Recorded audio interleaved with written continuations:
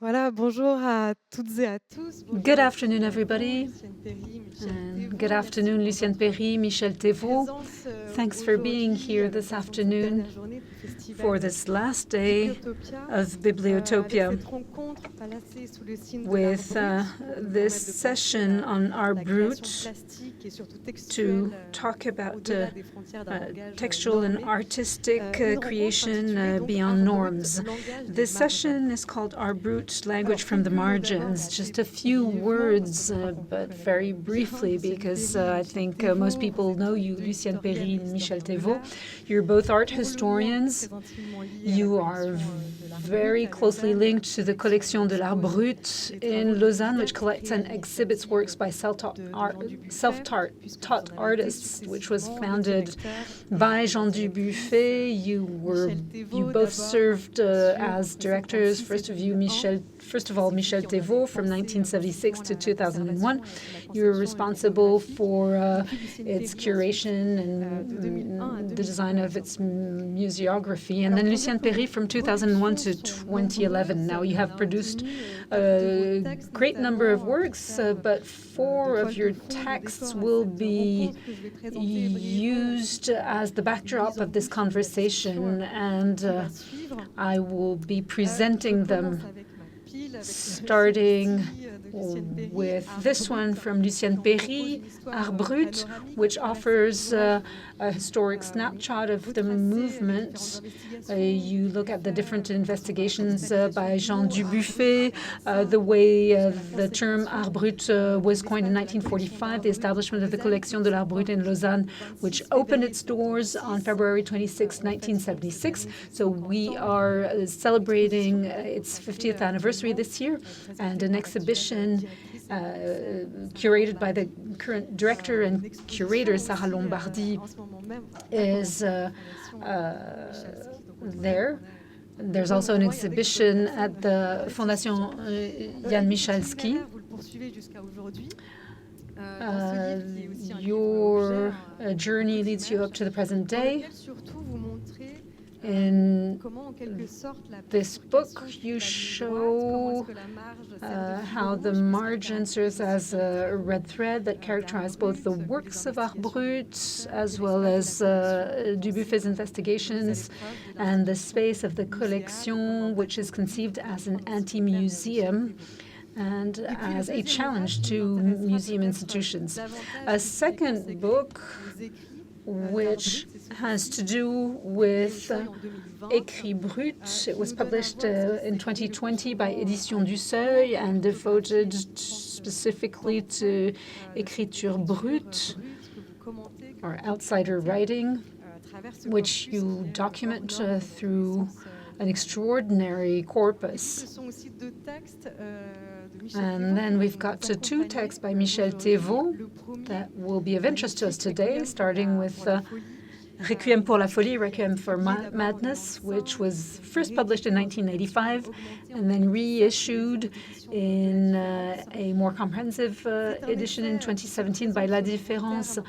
It's an essay that is presented as a short serial. It dissects madness from the perspective of its cultural and social history at a time when homogeneity marks the culmination of our postmodern society. It celebrates, on the contrary, liberation from models, an essay that invites us to reflect on difference, as suggested by the title of the first chapter, Requiem for Difference. And then the second book, which is a reference, Les Écrits Bruts, Le langage de la rupture, with a preface by Jean Dubuffet and 2 additional texts, one by Jean Dubuffet and another one by Frédéric Ball. This text immerses us in the multifaceted world of Écrits Brut, world enriched by several illuminating reflections on the challenges of transgression as they relate to the body and language, which we will hone in on during today's discussion. So thank you very much for being here this afternoon for this session.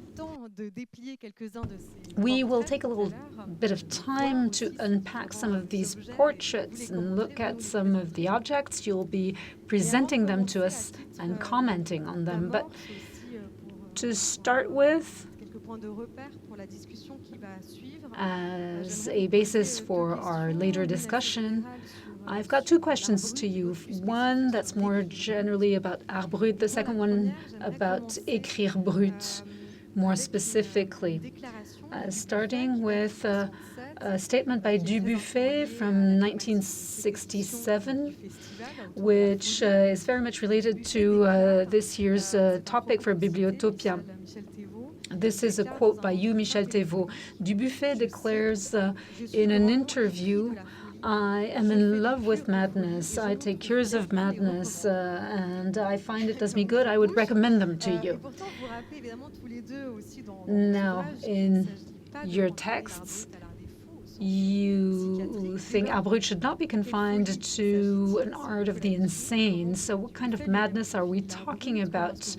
How does Dubuffet define art brut? How do you, in turn, define or redefine art brut, since it, by nature, eludes any attempt at classification? Well, it's hard to define what madness is. In essence, it's what is impossible to define, but the human species has a peculiarity. It's both Homo sapiens and Homo demens, as the anthropologists say. Human nature is based on institutions, on symbolic order, but there are disruptions to these institutions, and that's where the mix between Homo sapiens and Homo demens comes into play. Madness can be approached in different ways. You can use common sense. It's a disruption, deterioration. It can be harmful, negative. It can condemn those individuals who are affected to disease, but it also depends on the way society looks at it. And from an anthropological point of view, split personality disorders, for instance, or bipolarity in some tribal societies can lead someone to be at the heart of society, like shamans, for instance. They can be at the center of society. Well, this kind of disorder is considered a disease in our society. So it really all depends on the way it is perceived by society, and it has to be looked at on an individual basis.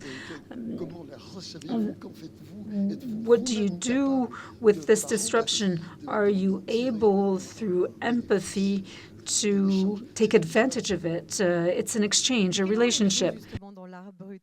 But what role does madness play in art brut? Lucienne Peiry, you say that otherness it can be found domestically in people who are ill-adapted, for instance. Yes, Dubuffet based his first research in psychiatric hospitals in Switzerland, including right here in Gimel, where Alois Corbaz was hospitalized. Dubuffet thought that such places were places for deviants. He made a first trip there, but he didn't only go to psychiatric hospitals, he also went to prisons. So madness was very important in his first investigations, and then in later investigations too. But he insisted on the fact that art brut is not art by psychiatric patients. It's not the art of the insane. It can't be defined by the degree of mental health or diseases. It's a type of art that can sometimes be found or often be found in psychiatric hospitals. But Dubuffet identified, discovered art brut that he collected and put together and was done by people who were marginalized, who were resistance. In the area of art brut, I'm sure many of you know art brut and like art brut. And very often we know about paintings, sculptures, drawings, and we know less about fabrics and texts, brut writings.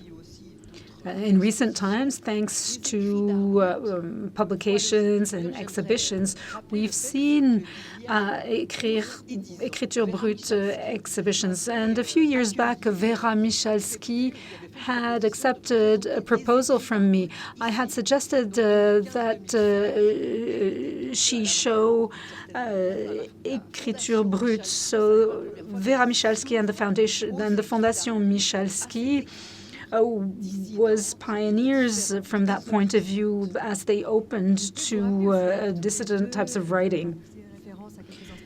You've referred to a certain number of institutions, the role played by Switzerland in all of that. You remind us that Switzerland played a role in all of this, whereas Switzerland seems to be a very orderly country. Écrire brut is a gesture of resistance. You mentioned resistance a while ago. Is there a break at the heart of this type of writing?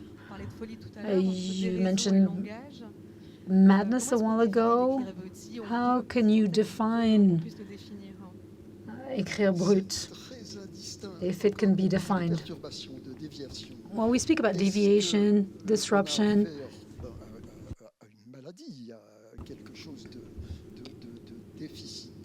The illness, is it an illness, something negative? Or in those who produce this kind of text, is there an evil spirit? Do they want to puzzle, shock, perplex other people? Very often, they've been produced by people who've been victim of institutions and language. Language is power that is exerted by academics, or sometimes by parents subtly over their children. And this language, which is an instrument, well, some people decide to use it as a weapon against the dominant and turn the entire system upside down. Art brut depends on the way it is perceived. If there's a social benefit to it, the extreme individuation can be universalized and can be a social enrichment. Oui, au fait, c'est vrai que quand on parle de langage déglingué, c'est bien ce à quoi ça donne ce livre. Les créateurs d'art brut, les créatrices d'art brut, on va en voir quelques-uns. Art brut designers shatter norms, standards, habits, be it spelling, grammar, syntax. They feel they've got nothing to win, nothing to lose. Most of the time, people who write in this way, who produce art brut or écriture brute are people who are sliding. They might feel that it's because of the disease, but it's something that they accept. And sometimes they even stimulate it. They realize that this vertigo is breathtaking to them. It's just like when you swim. All of a sudden, you can't touch the ground. Some people hate that. They always want to be able to touch the ground, whereas brut artists like to lose touch with the ground, to discover new territories, chart new territories, spin off course, and they realize they've got new abilities because they don't stick to the rules. And they challenge standardized language. Language is a tool for communication, domination. It's standardized, and the writings we'll talk about in a bit are something entirely different. So thank you for this introduction. Let's look at these works in greater detail. We need to look for our brut where we don't expect it. Let's stop. We will focus on a series of objects that you will explore, like so many windows opening onto atypical modes of creation, through a few portraits of molders of matter and language, to borrow the words of Frédéric Ball. So he says these artists are molders of matter and language, and we're going to see how they mold this matter and language. One of your chapters is language sorcery, and that's exactly it. So over to you for Aloïs's portrait. Well, I think it's not quite a portrait.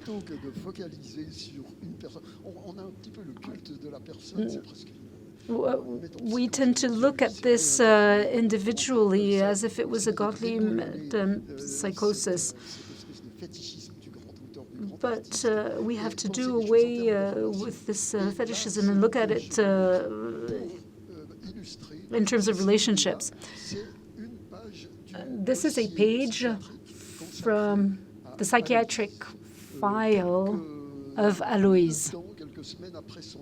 Just a few weeks after Aloïs was sectioned. This is one page, page 9, of a very thick file in 1918, because it is dated 1918. This particular psychiatric hospital has 500 patients and only 2 psychiatrists. Most of these patients are alcoholic. They come from the canton de Vaud. Aloïs has been interned. She's never written anything except for a few texts that are hardly legible that you see here.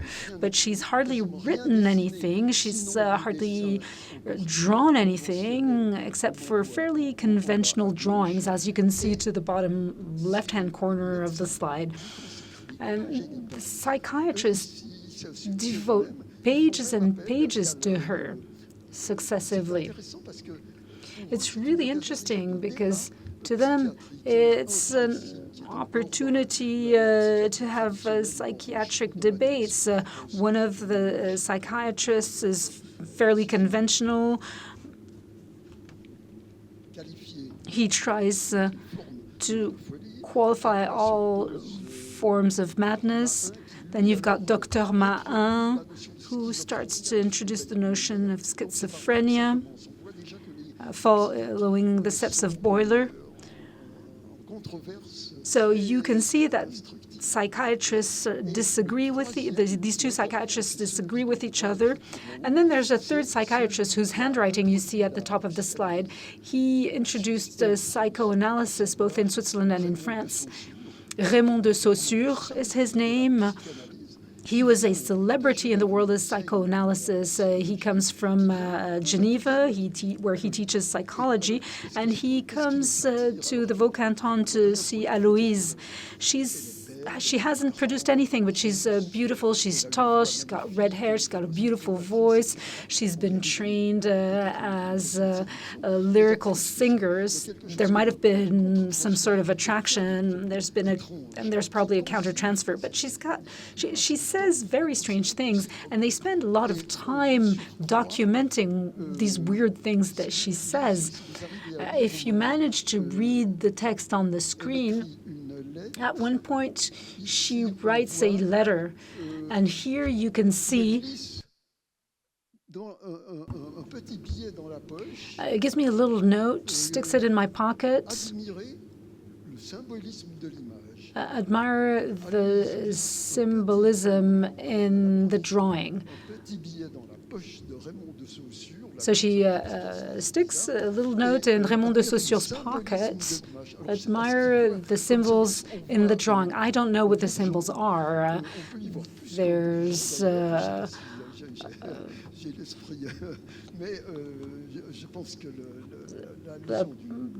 plant. It's the drawing of a plant. It's a bud. Psychoanalytically, it's fairly clear. It looks like a vulva. And she sticks this note in the psychiatrist's pocket. It's an inversion of their roles and functions, and symbolically, it's quite interesting. There's this madwoman who's been interned, and her psychiatrist. She's inseminating something, in a sense. These psychiatrists are turning traditional psychiatry upside down. They're revolutionizing conventional psychiatry, and they're destabilized. And Aloïse is there and worsen things.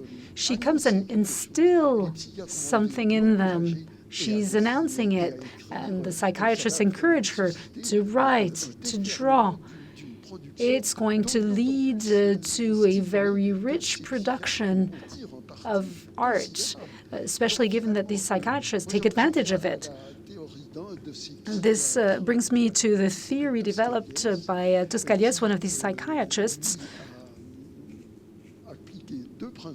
who applied two principles. The first principle was therapy through work.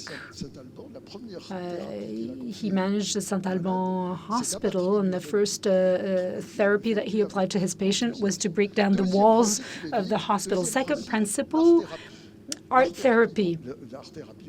Art therapy, we know that it's deception, it's a sham. It's neither art nor therapy. But Toscaliès says that those who need to be taken care of are the psychiatrists because of their sick theories. They're arrogant because of their knowledge. They aren't sensitive.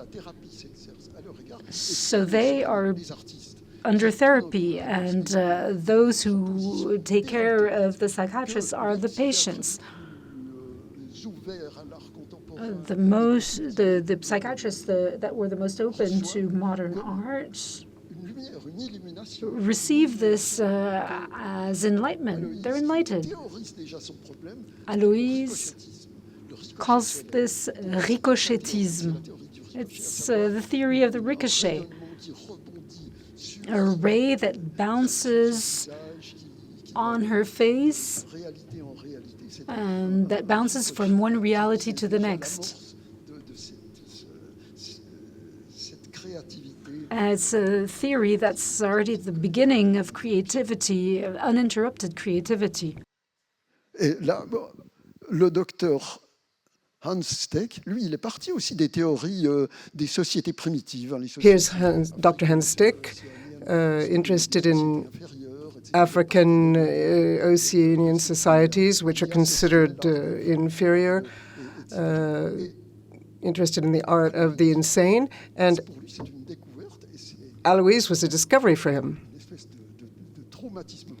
It was a positive trauma. He's teaching here, and who is he talking to? He's talking to Aloïse, and you can see her frescoes on the wall behind them. I think this is a perfect illustration of what happened after this insemination by Aloïse with the drawing in the pocket. It's the fulfillment of a fertile insemination for psychiatry and art. Give and take. I just wanted to say that Aloïse Corbat, an outside artist who was born in Lausanne and who's a decisive figure in Brut, began by writing. She used to hide in the lavatories, so she kept her little papers hidden. She would steal little bits of paper, and there was her writing was very urgent and very compelling. She was compelled to devote herself to writing, and it was only later that she began to draw.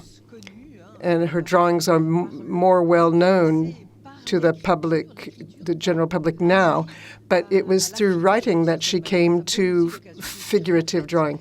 And this is an opportunity for me to do that there are a lot of creators of Art Brut that often they mix images and language or gestures in drawing which resemble writing. Drawings with ornamentations,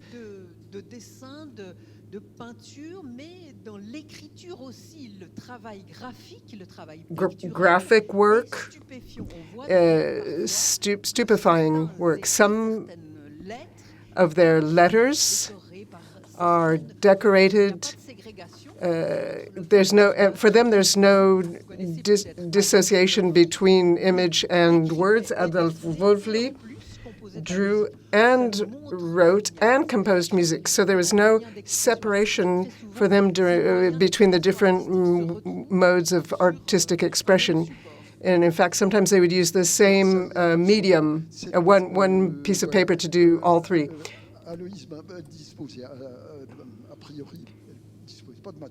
Aloïse didn't have a lot of material to work with. This is a page from a newspaper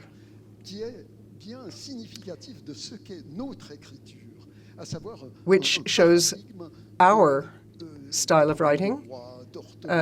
It's the paradigm of straight lines, formatting. We're formatted into our very neurons. And once again, we have to admit that it is a phallic principle. What does Aloïse do with this? She undoes, she frees herself from this norm. The woman's hair at the top is all about consumerism. The framing, all the right angles are deconstructed with a new feminist paradigm. Psychiatrists of the time used to say that the difference between men and women is that women know they don't have a penis, whereas men think they have one. And then they switch that around. Men know they have a penis, and women think that they do. But Aloïse was one step ahead of them. She introduces here a new graphic paradigm. This is what I find extraordinarily inventive. The very format of the page, the rectangles and the straight lines are completely overwhelmed by her flowing round lines. This resonates with what you say in your text about Aloise, the aesthetics of bifurcation with a center of gravity which shifts constantly. There's something like that. Everything is deconstructed. There's no longer any linear structure. Everything is continually changing, no hierarchy. We see that here as well. With respect to the abandonment of language, I suggest that we go to another example here with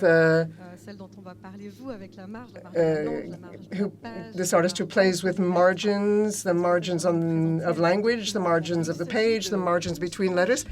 Yes, this artist was called Constance Schwarzlin-Barbara, born in Porrentruy. And I think it's interesting to look at several of her texts because they did develop over the 20-year period where she was writing.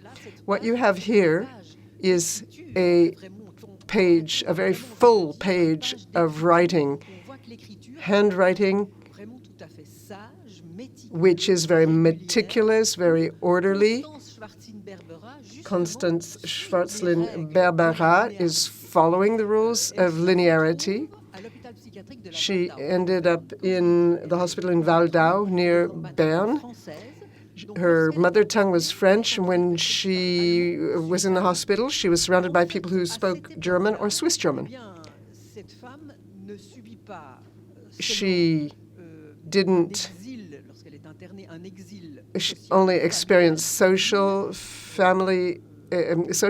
exile from her family, geographical exile, but also linguistic exile. So she feels like she's in a foreign land in many ways. So what does she do?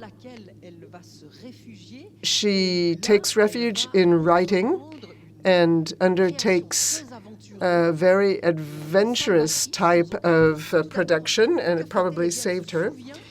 She remembers the cooking recipes of her childhood. So what does she do? The first thing she does is to get her hands on some paper because, like Aloise, she doesn't have any paper. So the first stage in her creative process is to find some paper, even if it's already been printed on, like Aloise. So she's found a piece of paper here that's not been printed on, and she remembers the recipes and she writes them down. And the more she writes, the more she enters into a dizzying type of introspection where she loses her bearings, and the recipes are changed. She increases the number of egg whites in the recipe. Why? Maybe she likes beaten egg whites, we don't know. And her cooking recipes become completely imaginary, completely delirious. At the Collection de l'Art Brut, we tried, and it didn't really work very well, I have to say, these recipes. In fact, she wrote 22 notebooks full of these recipes that became increasingly crazy. And this was a jumping off point for even more dissident production, which was a diary. Here we have 2 pages from her diary. In the center of the page, there are a few stitches.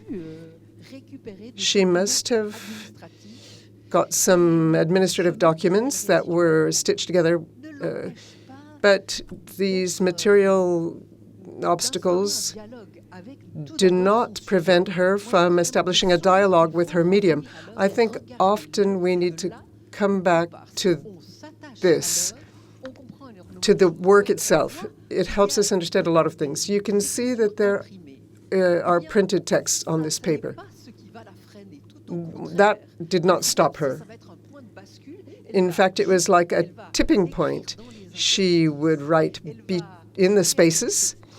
She would play with the light and dark, the transparencies, and look at what her writing becomes from. It was a real emancipation for her. She moved away from the type of handwriting that we all learned in school. And I think that this is why outsider writing is so touching, because it reminds us of our own, the moment when we learned how to write as children. Writing is also part of our past. It's part of our childhood. It has to do with our mother tongue.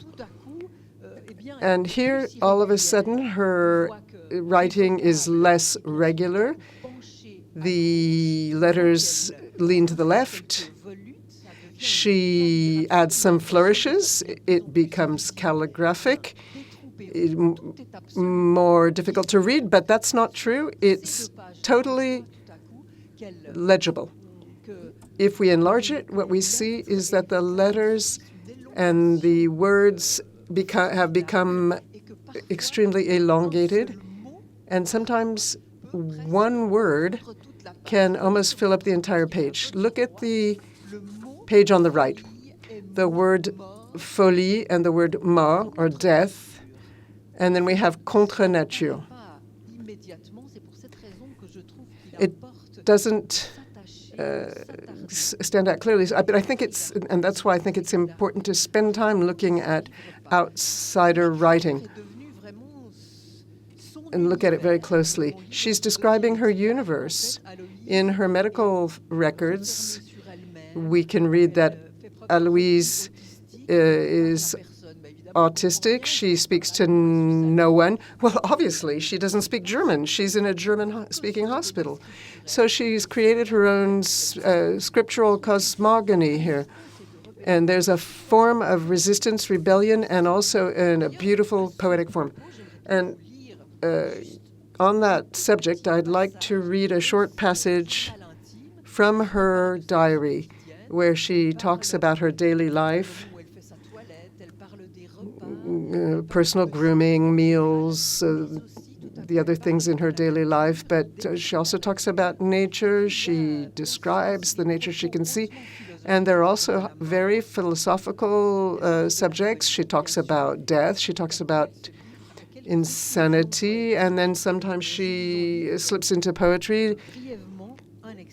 Let me read you this excerpt. C'est faire à un mets une couleur ciel, du nom jaune vrai, du nom brun vrai, du nom rose, du nom vert. Il n'y a que le mot nature qui crée, qui puisse faire la couleur au dégradé du total.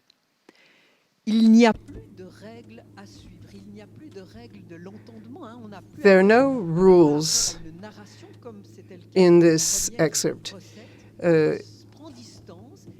She's come a long way from her first cooking recipe, and she went on to write 700 pages with this type of calligraphy.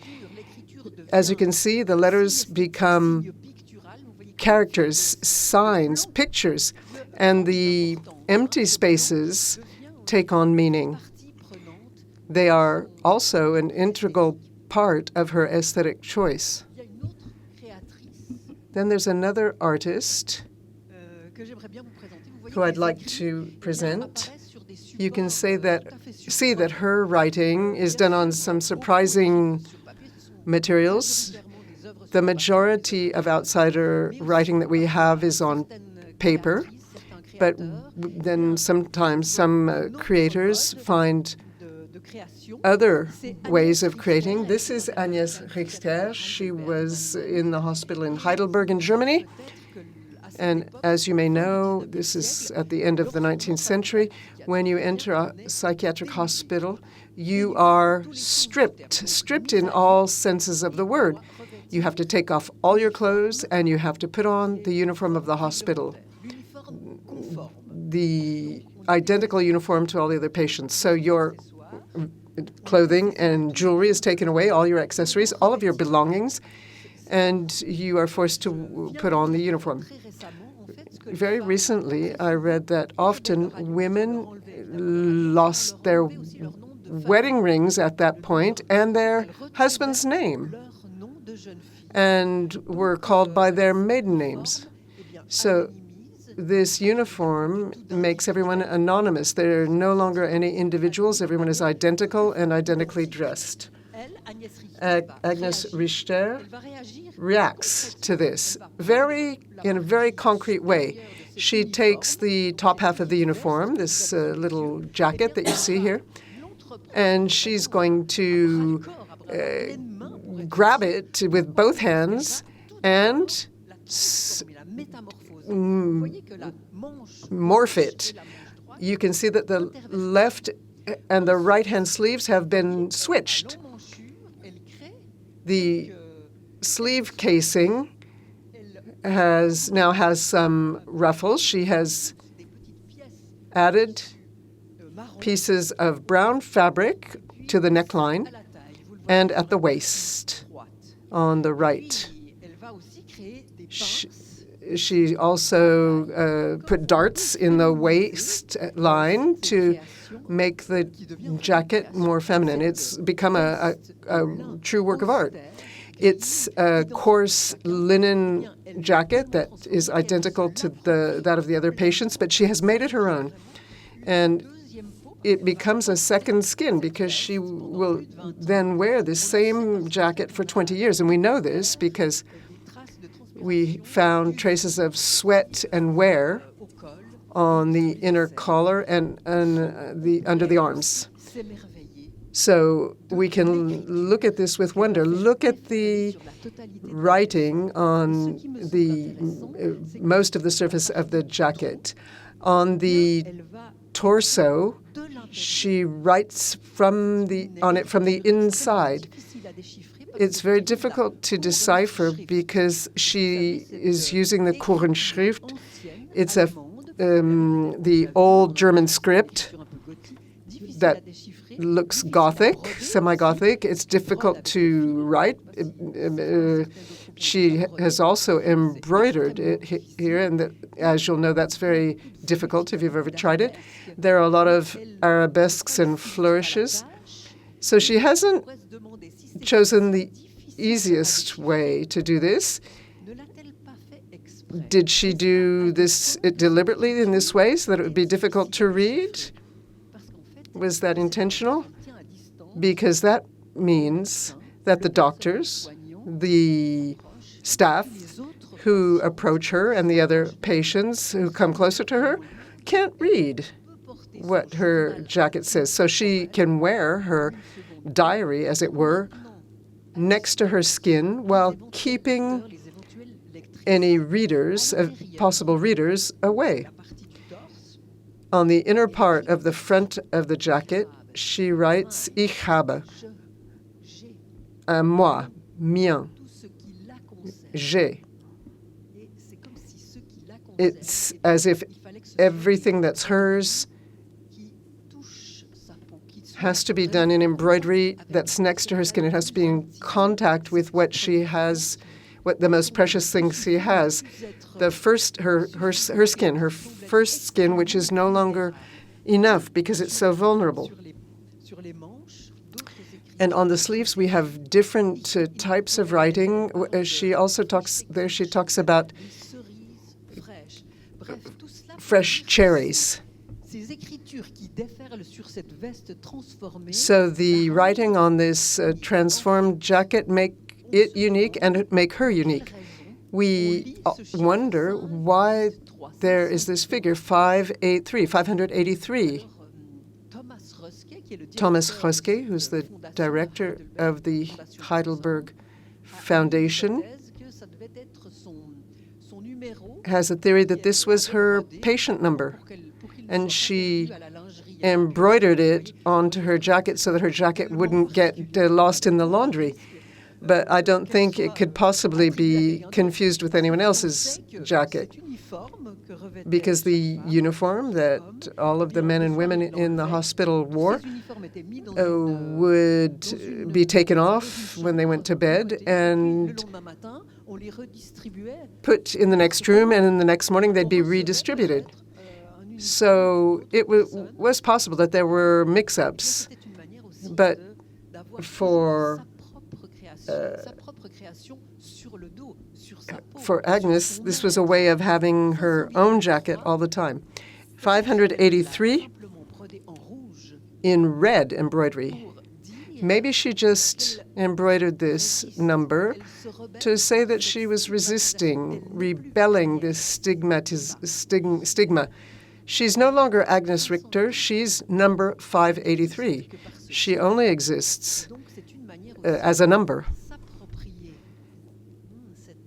ce chiffre pour le transformer But it's her number, and she changes the number en partie and makes it sa création part of her artistic creation. lente. So it's a slow and peaceful revolution. Just a quick comment here.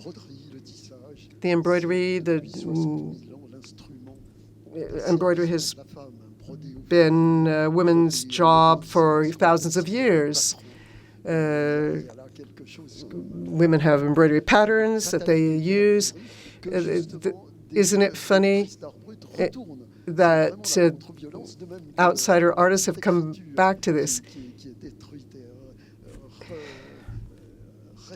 in the same, and they've turned it on his head in the same way that the writings are turned on their head.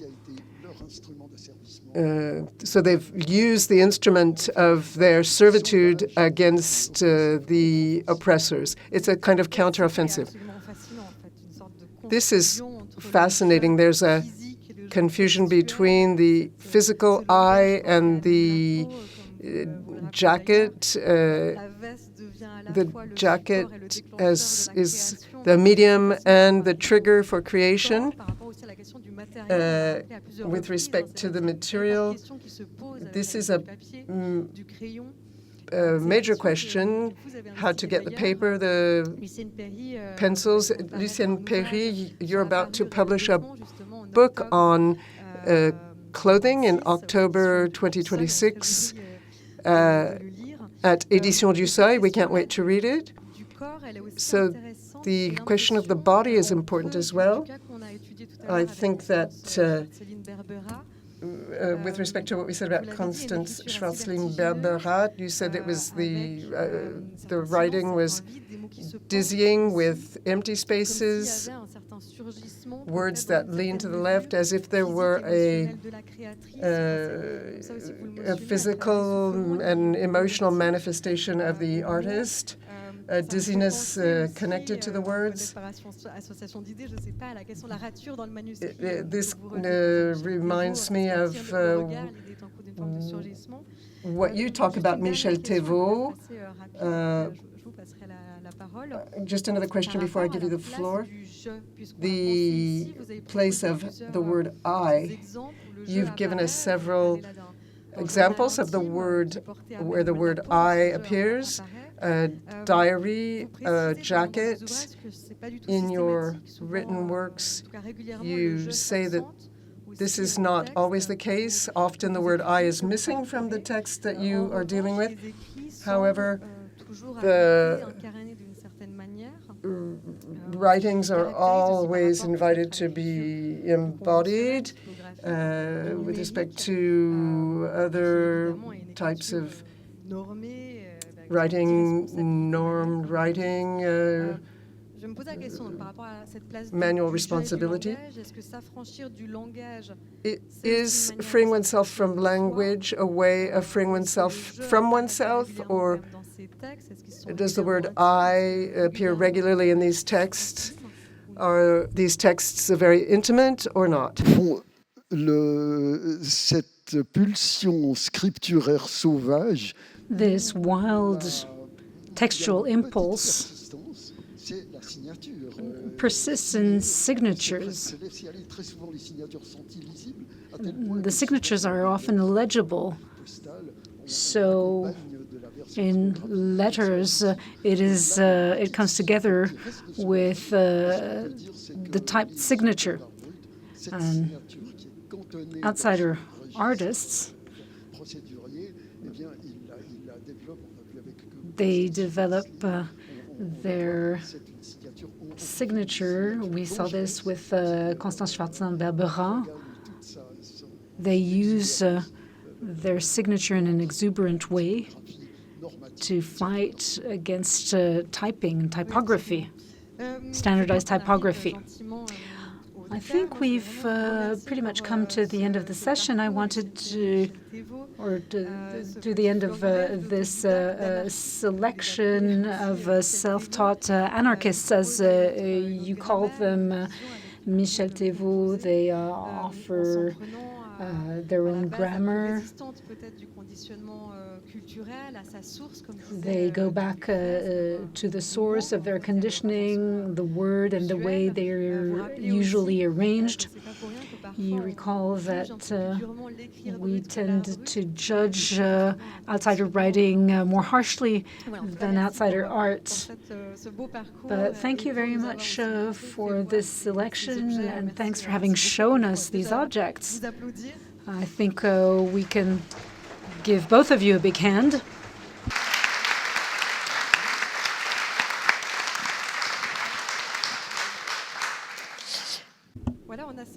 We've got about 5 minutes for questions, if there are any, from the audience.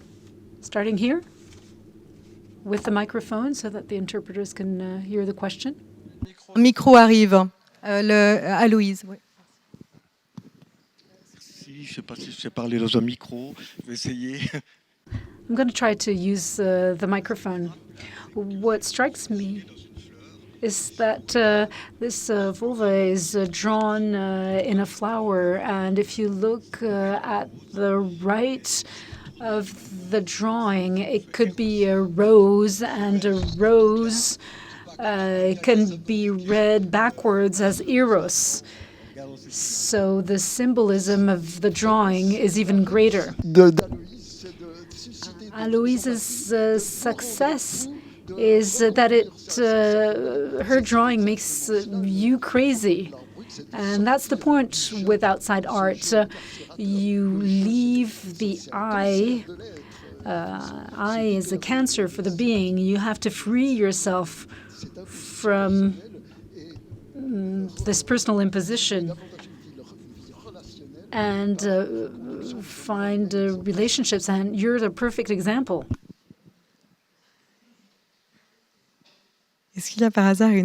Are there any other questions? Yes, over there. There's a roving mic coming to you. Merci. Thank you very much. I'm also very much interested in writing, artistic writing, and I've got a question about madness. At the beginning, you mentioned the fact that it was something that made it possible to bring solutions to society. You mentioned shamans and people who have some sort of madness can come and enrich our societies. You spoke of artists who can come and enlighten psychiatry and psychiatrists. I find it interesting because it can bring solutions. The world has many things it needs to improve. You mentioned the curve for Aloïse. And in a society where everything has been standardized, it could be a solution that shows another direction towards something more organic. Do you have any other examples of outsider artists who can try and point towards solutions to the problems of today's world?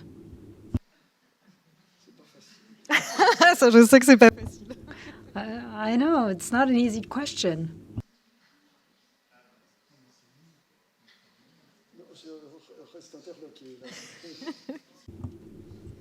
This leaves me speechless.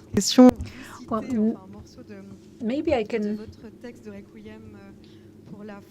quote Requiem pour la folie, where you say that outsider art, outsider writing brings us towards the future because the outsider artists allow singularity. Would you have an example of this future that is hinted at by these self-taught artists?